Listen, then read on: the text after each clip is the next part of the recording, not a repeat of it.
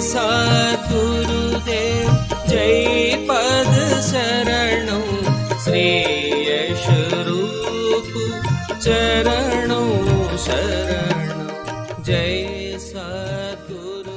गंगा में घुसे, जब धार आई उसने कहा मैं तो गई। महात्मा जी ने कहा नहीं नहीं। उस महात्मा जी ने उसका हाथ पकड़ लिया, हाथ पकड़कर आगे बढ़े। जब पानी और गहरा आया तो बोली मैं तो डूबी। अब क्या हुआ, इसका मन में विकार पैदा हुआ। मन के विकार पैदा होते ही वह तो सच्चा साधक था, उसने अपनी मन की दशा का पता चल गया। अरे राम, इतनी तपस्या करने के बाद भी मन की यही दशा है। हे राम, उसने अपने पर बड़ी गिलानी आई, रोना शुरू कर दिया और जैसे तैसे उस देवी को लाया, पार उतारा। उधर क्या हुआ, जो लोग उसे देखने आए थे, बहुत दिनों से आते थे, दूर से देख रहे थे, उन्होंने देखा और कहा कि आज तो महात्मा जी किसी स्त्री को अपने साथ बैठाकर ला रहे हैं और गंगा का पार करा रहे हैं। सब किनारे पर आए और खूब ताली पीटी। एक तो वैसे ही दुखी था और दुनिया वालों ने नमक छिड़क दिया, रो पड़ा, बिखल बिखल पड़ा, खूब रोया। तो उस देवी को दया आ गई। उसने कहा हे राजन, तू मुझे मामूली स्त्री समझता है, मैं मामूली स्त्री नहीं हूं, मैं तो माया हूं। तेरा इम्तिहान लेने आई थी और तुम जैसे साधुओं को मैं गधा बनाती हूं, जैसे अब बनाया, गधा बनाकर सवारी लेती हूं, जैसे अब बनाया। बेचारा बहुत दुखी हुआ और हाथ जोड़कर बोला कि हे देवी, कोई ऐसा भी है जो तेरे पार गया हो। उसने कहा कि हाँ, ऐसा भी है जो मुझे गधी बनाता है, मेरे काबू नहीं आता। अच्छा, ऐसे भी हैं तो एक दा नाम बताओ ताकि दर्शन करके कृतार्थ हो जाऊं, जीवन कृतार्थ हो हमारा। देवी ने कहा चले जाओ। बनारस में कबीर साहब हैं, वे ऐसे हैं कि मेरी गधी बनाते हैं और मेरे काबू में नहीं आते, उसके दर्शन करो, तेरा कल्याण हो जाएगा। अब उल्टी यात्रा प्रारंभ हुई। 4-6 महीने उतर कर बनारस पहुंचे तो मालूम करना शुरू किया कि भाई यहाँ कोई कबीर साहब हैं, कोई बताए नहीं। कबीर साहब को हम जानते नहीं, जिससे पूछे वही कहे कि भाई हम कबीर साहब को नहीं जानते कि कोई कबीर साहब हैं। सोचा देवी ने कहा है तो कबीर साहब जरूर होंगे, बहुत घूमे। फिर किसी ने कहा कि भाई कबीर साहब को तो नहीं जानते, एक कबीर जुलाहा है, अगर कबीरा जुलाहा को देखना है तो बरगद के पेड़ के नीचे ताना बाना बनाए हुए सूत बुन रहा है, उसके पास चले जाओ। उसे तो हम जानते हैं कि कबीर जुलाहा है, लेकिन कबीर साहब को तो यहाँ कोई नहीं जानता। उसने सोचा वहां जाकर शायद असली कबीर साहब का पता लगे, कबीर जुलाहे कोई देख ले। फिर कबीर साहब की तरफ बढ़ा राजा। कबीर साहब ने दूर से ही उसको देख लिया कि आज एक सच्चा जिज्ञासु चला आ रहा है, एक ऐसा व्यक्ति चला आ रहा है जिसके हृदय में सच्ची तड़प है परमात्मा के पाने की, अध्यात्म के पाने की सच्ची जिज्ञासु। और दूर से देखकर उसने अपनी धर्म पत्नी से कहा कि ये देवी, चिराग ले आओ। पतिव्रत देवी थी, गई और चिराग जला के ले आई।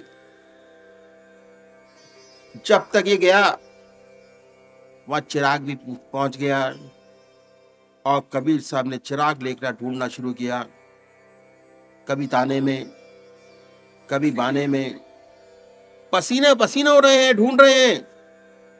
अब ये साधक जो राजा था वहां पहुंच गया और बैठ के तमाशा देखने लगा कि ये चिराग से क्या कर रहे हैं। उसने ख्याल किया कि इनका कुछ खो गया है, कोई वस्तु खो गई है, ढूंढ रहे हैं चिराग से, इनसे नहीं रहा गया। बहुत इंटेलिजेंट था राजा, बहुत देर तक देखा और बोला कि क्या खो गया। क्या खो गया जो आप इतनी देर से परेशान हैं? हो क्या गया? क्या मैं आपकी मदद कर सकता हूं? बोले, मेरा इतना बड़ा हत्था खो गया, उसे ढूंढ रहा हूं। इसने आके कि लकड़ी का हत्था, सूरज चमक रहा है, तेज रोशनी है, वह भी सूरज की रोशनी में नहीं मिलेगा, चिराग की रोशनी में मिलेगा। बहुत अच्छा। बोला, अजीब आदमी है, इतना बड़ा सूरज निकल रहा है, ऐसी रोशनी में, रोशनी चमक रही है और आप चिराग लेके ढूंढ रहे हैं। कबीर साहब रो पड़े, रो के कहने लगे कि हाँ, यही तो मुसीबत है। परम पिता परमात्मा हर मनुष्य के हृदय में सूरज की तरह विद्यमान है, लेकिन हाँ, उस प्रभु को ढूंढते हैं कंदराओं में, पहाड़ों में, चोटियों में, गुफाओं में, जंगलों में। वह तो हमारे हृदय में अनेक सूर्यों की तरह प्रकाशित है और ढूंढते हैं कंदराओं में, गुफाओं में, जंगलों में, मंदिरों में, और साथ साथ इसके साथ साथ शक्तिपात, आत्मिक पावर के साथ साथ हुई। उसका हृदय आनंद और प्रभु प्रेम से भर गया। जिस चीज की आवश्यकता थी उसे मिल गई, उसका रोम रोम आनंद में हो गया। ऑटोमेटिक उसका ध्यान बनने लगा, परमात्मा की तरफ स्वतः आने लगी, अपने आप परमात्मा की याद में गहरा डूब गया, आनंद विभोर होकर बैठ गया प्रभु की याद में।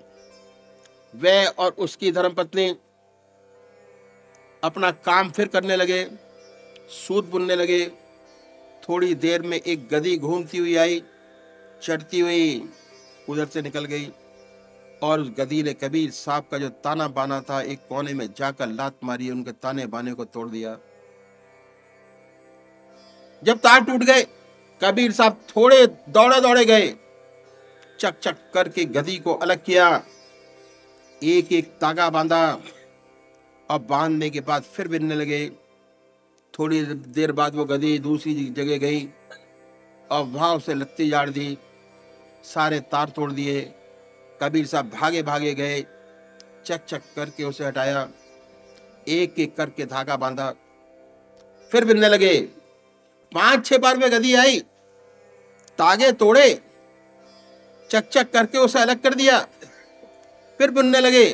ये महात्मा आनंद विभोर परमात्मा की गहरी याद में कबीर साहब की कृपा से उसे ऐसी चीज मिली जिसके लिए इतनी तपस्या की गई थी। आनंद विभोर अपनी आत्मा के आनंद को चूस रहा था, ले रहा था। कभी कभी आंख खोल कर देख लेता, कहता कि ये देखो, ये गधी है, ऐसे ऊंचे महात्मा को परेशान कर रही है। कभी कभी मन में विचार पैदा होता।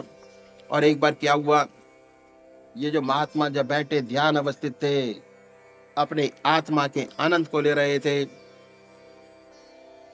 उसी तरफ गधी आई और जैसे ही मारने को थी अड़ंगी, इन्होंने अपना डंडा लिया और दिया एक डंडा कि नहीं मानेगी, तंग किए जा रही है महात्मा को। महात्मा ने एक डंडा लगाया, वह माया में बदल गई, उस देवी की शक्ल में बदल गई जिसके दर्शन उनको गंगोत्री जन्मोत्री में हुए थे। कि देखो, परमात्मा के आनंद विभोर में बैठा था, आत्मा के रस को चूस रहा था। मैंने तेरा क्या बिगाड़ा था? धागे में उसके तोड़ रही थी, लठ तैने मेरे मार दिया और ये मेरे काबू में नहीं आया। जरा सा भी गुस्सा नहीं, क्रोध नहीं, इसके धागे टूट रहे थे। आता है, चप चप करके हटा देता है, क्रोध रत्ती पर नहीं। तो ये है जब एक गधी बनाए हुए हैं, मेरे काबू में नहीं आता। ऐसा संत महात्मा, ऐसा ऊंचा संत जिसका हृदय निरंतर परमात्मा की याद में डूबा रहता है। जब प्रभु की तीसरी विशेष कृपा होती है तो ऐसे संत के दर्शन होते हैं। ऐसे संत से परमात्मा नाता जोड़ देता है और ऐसे संत से संबंध हो जाने पर प्रभु का प्रेम, प्रभु की मस्ती अपने आप हृदय में पैदा हो जाती है। उसके पास बैठने से आनंद आता है, उसके बाद बैठने से ध्यान बनता है, अपने आप प्रभु की याद आती है। जब ईश्वर की तीसरी कृपा होती है तब ऐसा होता है, और इसे हम गुरु कृपा कह सकते हैं। गुरु से ये वस्तु मिली, पावर ऑफ कंसंट्रेशन, चित्त की एकाग्रता गुरु से मिलती है। हम बीज मंत्र कहते हैं और यही असली मंत्र है। ये है शक्ति, ऐसी शक्ति जब चाहे परमात्मा की याद करते रहें। चलते फिरते, बस में बैठे, गाड़ी में बैठे, परमात्मा की याद कर सकते हैं। पावर ऑफ कंसंट्रेशन सदगुरु से प्राप्त होती है। जब ये परमात्मा की तीसरी कृपा होती है तब ऐसा होता है। और उसके बाद ये तो परमात्मा की कृपा हुई, उसके बाद अब क्या हुआ? अब निज कृपा की आवश्यकता है। परमात्मा ने अपना काम पूरा कर दिया, अब निज कृपा चाहिए। निज कृपा क्या चाहिए? अब आपके पास ऐसी चीज मिल गई, चलते फिरते आपका ध्यान बन सकता है। जहां अपने अंदर ख्याल किया, ध्यान बना, विचार करने वाली बातें चलते हुए बनता है, गाड़ी में बैठे हुए बनता है, ऑटोमेटिक बिना प्रयास के। अब क्या रह जाता है? निज कृपा। जब खाली समय हो आपके पास, परमात्मा की याद करें। काम के वक्त काम करें, 1 मिनट बर्बाद ना करें। जब खाली, परमात्मा की याद, फौरन ईश्वर की याद।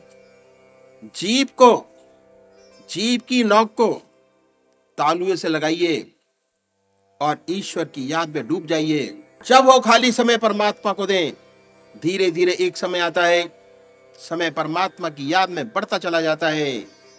ध्यान की अवस्था और प्रगाढ़ होती चली जाती है, और बढ़ती चली जाती है, और बढ़ती चली जाती है। रामकृष्ण देव परमहंस ने एक बड़ी ऊंची बात कही।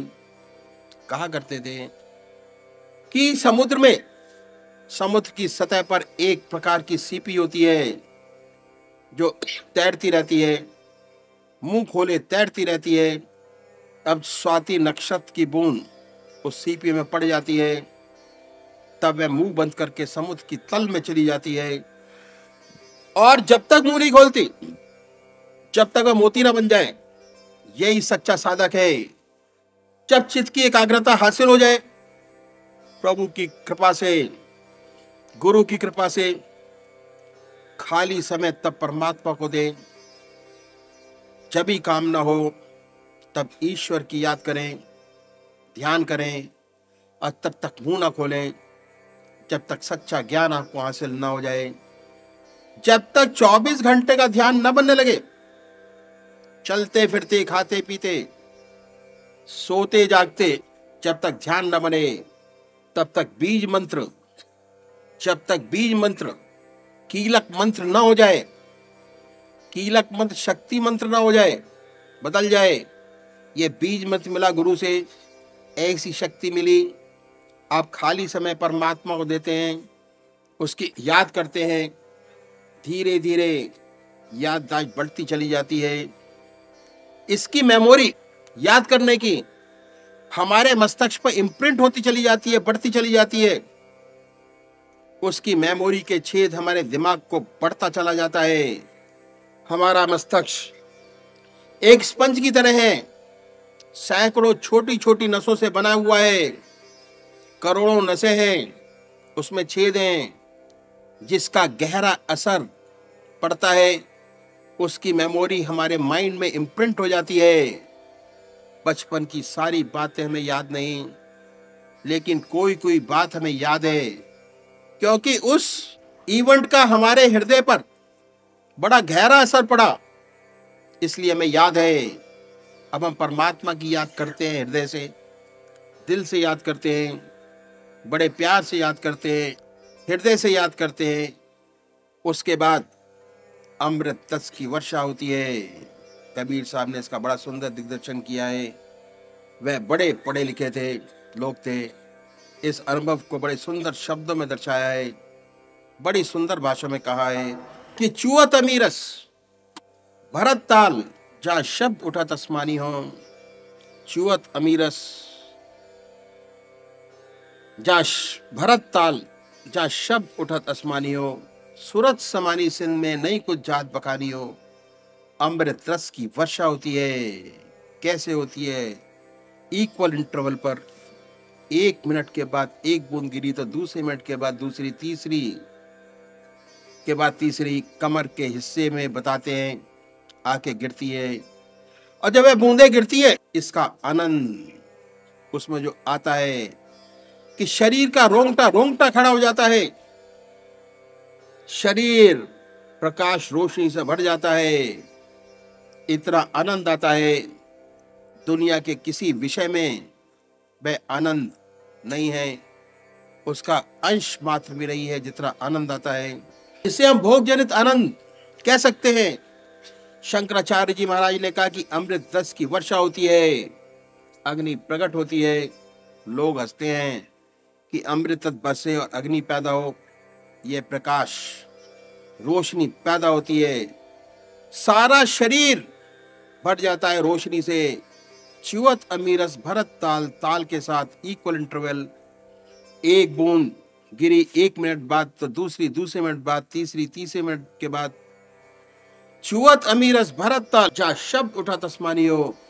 निरंतर शब्द प्रभु की गहरी याद, ऐसी गहरी याद होती है कि मन एक समुद्र की शक्ल अख्तियार कर लेता है। ऐसा मालूम होता है अगाध समुद्र है, समुद्री समुद्र है जिसमें लहर नहीं, शांत है। एक शांत समुद्र की अवस्था में चला जाता है, डूब जाता है। ऐसी प्रभु की गहरी याद होती है। जबरदस्ती बुलाए दूसरा विचार नहीं आता। चुअत अमीरस भरत ताल, जा शब्द उठा तस्मानी हो। सूरत समानी सिंध में नई कुछ जात बखानी हो। ये जो आनंद है शब्दों में बयान नहीं किया जा सकता, बयान के बाहर है। कबीर साहब शंकराचार्य जी महाराज ने कहा है कि अमृत रस की वर्षा होती है, अग्नि प्रकट होती है। एक मुसलमान संत सूफी सेंट ने, उनका भी वही अनुभव रहा। उन्होंने कहा कि जब दिल को नींद आ जाती है और रूह भी गाफिल होती है, तब मैं अकेला होता हूँ और यार की महफिल होती है। वही चीज है, मन सो गया, आत्मा सो गई, आत्मा लय हो गई, मैं भी अकेला होता हूँ और परमात्मा हमारे सामने होता है। दूसरा विचार तक नहीं आता, ख्याल तक नहीं आता। कल साहिल वालों से रो रो ये डूबने वाले कहते थे, जो मौज डुबा दे तूफा को मैं मौज ही साहिल होती है। वही भाव है। हमारे बुजुर्गों ने कहा, उन्होंने बताया, जिसे अनुभव हो गया उसे संत मत में दाखिला मिल गया। अब ये मेमोरी परमानेंट इम्प्रिंट हो गई माइंड के अंदर, अब जा नहीं सकती। 24 घंटे का ध्यान पक्का हो गया, पुख्ता हो गया। चलते फिरते, खाते पीते, सोते जागते, संसार का हर व्यवहार करते, परमात्मा की निरंतर याद बनी रहती है। ये उसकी दशा हो गई। अब उसकी एक टांग यहां और एक टांग वहां।